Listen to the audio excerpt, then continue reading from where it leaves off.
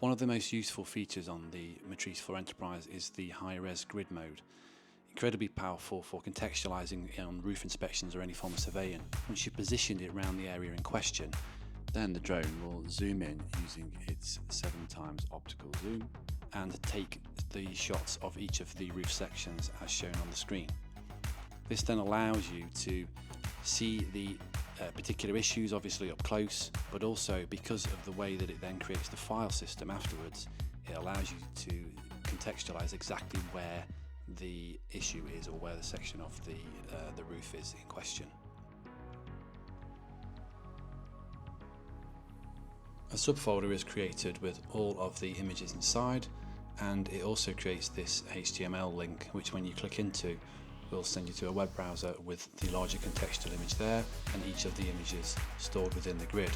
You can click into any image, zoom in and have a closer look at any issues or anything that you want to look at more closely, and then you can navigate between the photos quite easily using the left and right